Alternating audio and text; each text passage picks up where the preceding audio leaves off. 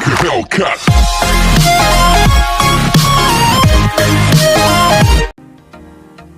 Hello mga ka-chill. So for today's video ay tuturuan ko kayo makakuha ng $5 reward galing sa PayPal. So ang gagawin natin is pupunta tayo sa ating Gmail account or Gmail apps natin. So kung makikita nyo, search nyo lang yung PayPal dyan sa itaas sa search bar para mas madali nyo mahanap yung message or yung email ni PayPal.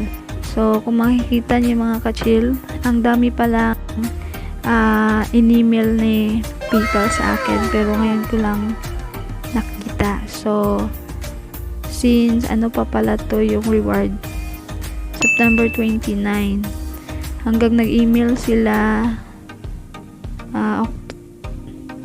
October, November, pero hindi ko nakita yung email nila, so hindi ko napansin talaga. Ngayon ko lang napansin, kaya tinry kong mag-claim nito, so para malaman ko kung legit ba talaga yun mga ka-chill.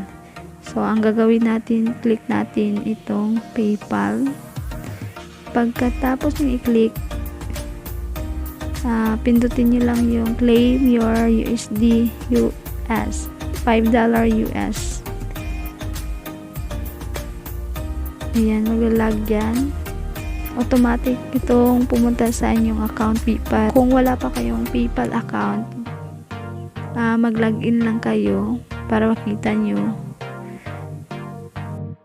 ang yung para maklaim nyo yung $5 na reward. So makikita natin ang nakalagay sa akin ay we seem to be having some trouble kasi naklaim ko na po yung rewards na $5, kaya ganon. Or hindi ka pa nakaka-claim, ibig sabihin at may nakalagay na seem to be having some trouble, ibig sabihin is hindi ka eligible for this promotion. So makikita natin yung mga offer terms and condition dito lahat. Nandito. Di na natin iisa-isahin para mas madali tayo. So diretso tayo sa aking my PayPal account. Check natin yung ating proof. Yung ating recent activity. Show all natin ito mga ka-chill. So, kung makikita niyo mga ka-chill, ito yung ating credit from PayPal. Ito yung na-transfer na ni PayPal, the $5 at kinonvert ko into piso, kaya ito ng balance natin mga ka-chill. Check na rin sa ating wallet.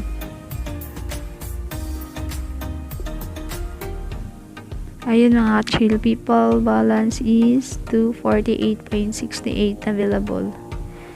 So pag natapos niya kayong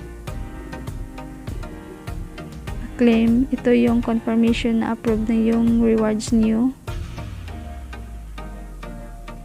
Ito po yung nakalagay, your sign up for pre-approved payment plan. So meaning receive niya yung $5. So yan lang po mga ka-chill, sana makatulong sa lahat ng may account na PayPal. So bye bye, see you next video.